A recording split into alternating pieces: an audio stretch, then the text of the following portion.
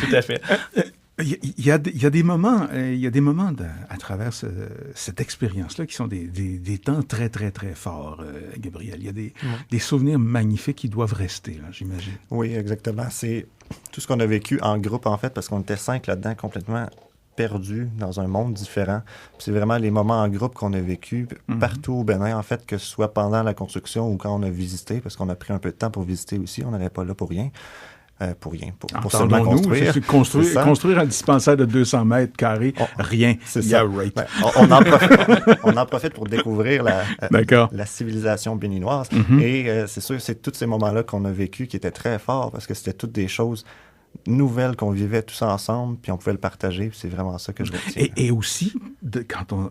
Un grand changement comme ça, complètement, vous en allez quasiment aux antipodes, et culturellement, puis très, très loin aussi géographiquement, c'est aussi de faire confiance à l'autre, faire confiance aux gens.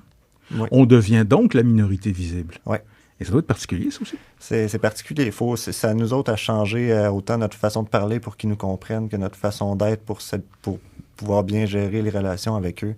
Faut vraiment, c'est à nous autres à s'adapter à tout ce qui se passe. C'est un travail de chaque jour pendant 4 mois, puis on resterait là 1 an, ce serait chaque jour pendant 1 an. Puis c'est ça. Nicolas est le gars qui vit justement avec un chandail à manches courtes. Il n'y a jamais froid, ce gars-là. Donc la chaleur là-bas, ça devait vous servir aussi? Ça a été très dur. Très dur. Surtout vers la fin. Je me rappelle à la capitale un soir, il faisait nuit. Il était rendu 21h. Je passe devant une pharmacie, on est à moto. C'est marqué 41 degrés Celsius. On endure une petite laine? Il fait noir, là. C'est incroyable. On s'habitue un peu à la chaleur, mais jamais aux extrêmes comme ça. On prenait une douche, 1 heure après, on était déjà trempe. Faut dire que sur Montréal, présentement, il fait moins 25. Alors, c'est déjà pas mal, ça aussi.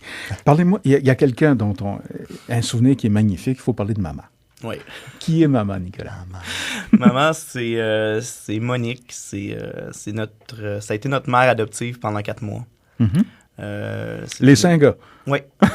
En plus, elle avait elle-même 2 enfants d'environ 7 ans qui ont vécu avec nous autres aussi. Donc, on était 8 dans la maison. C'était incroyable. Puis une chance qu'elle était là. Elle nous a grandement aidés. Surtout, Monique, sa tâche, c'était de nous préparer les repas. Donc, elle était là pour nos repas, c'est tout. Elle ne faisait pas le lavage, rien. C'était vraiment notre bouffe. Puis, sauf que les communications ont dépassé vraiment juste l'assiette sur la table. Oui, tout à fait. Là. Elle nous a appris comment ça se passe au Bénin. On avait souvent des questions dans un pays qu'on ne connaît pas. C'est un univers totalement différent. Donc, on a souvent des questions où on va se faire couper les cheveux, combien ça coûte, parce que quand on est blanc, tout coûte plus cher. Donc, elle nous renseignait sur les prix, sur la façon de faire, juste pour le marché. Une chance qu'elle était là pour faire le marché, parce qu'on s'en serait jamais sorti. Ça a été vraiment notre mère puis nos frères pendant les 4 mois. Là. Quand on est parti, on versait des larmes. Puis c'est ma deuxième mère. Monique, avez-vous des nouvelles Gabriel, avez-vous des nouvelles du dispensaire aujourd'hui, un an plus tard? Oui, on a eu des nouvelles. En fait, les premières nouvelles qu'on a eues, c'était au mois de février. Ça faisait à peine 1 mois qu'on était revenus. Mais on avait envoyé 3 professionnels de la santé québécois, 2 infirmières et une ostéopathe, pour aller travailler dans le dispensaire et offrir des soins, un peu pour aider à la pérennité de ce qu'on avait construit. En fait, on ne voulait pas le laisser tomber. Donc, ils sont restés là-bas 2 mois, puis ils nous ont ramené des belles nouvelles. Là, ça fonctionne bien. Puis depuis, là, on reste en contact avec l'organisme partenaire Cité au Bénin, qui nous envoie des nouvelles régulièrement par courriel. Puis là, on sait que ça fonctionne. Tu sais, ça va pas à 100%, c'est normal, mais petit à petit, ça y va, puis ils vont finir par se débrouiller très bien. Le nerf de la réalisation d'un projet semblable, c'est le financement. Oui. Il y a du financement qui vient de vous autres aussi, les participants, ces voyages-là, il faut les payer, puis ainsi de suite, mais aussi, comment est-ce qu'on trouve du financement? Ça, c'est très large, en fait. Ça a été 10 mois. 10 mois avant de partir de longs et ardus travail.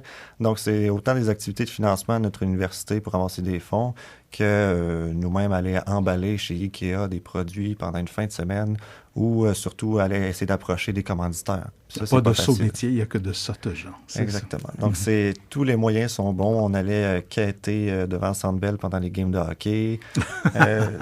On est allé même au Grand Prix dans la foule, essayer de ramasser un peu de sous. C'est vraiment, tous les moyens sont bons. Puis je pense que c'est le plus gros, c'est les commanditaires, autant les fondations, les groupes religieux, quelques compagnies aussi qui donne les plus gros montants, qui nous permet d'arriver aux 82 000 $ qu'on a réussi à ramasser. Bravo, messieurs. Bravo. Merci. Et bravo pour ce dispensaire. Merci. Et merci pour le beau message d'amour que vous avez envoyé à maman Monique, qui est là-bas, justement.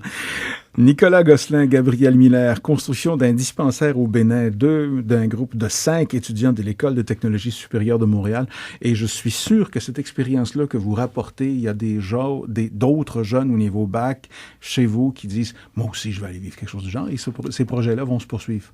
Oui, ça existe depuis 14 ans. En fait, c'est comme un club étudiant à l'ETS. Puis chaque année, il y a des nouveaux étudiants qui le font. Puis cette année, on a fait partie du comité de sélection de ces gens-là. Mm-hmm. Puis sont en route pour un nouveau projet. Ils sont où? Ils sont encore ici. Ils sont en route pour le préparer, en fait. Ils ne savent pas encore où est-ce qu'ils vont, mais sont en bonne voie de le trouver. Ce sont des gens qu'on sauvera ici à Tam Tam. Gabriel Miller, Nicolas Gosselin, merci beaucoup. Bravo, messieurs. Merci. Au revoir.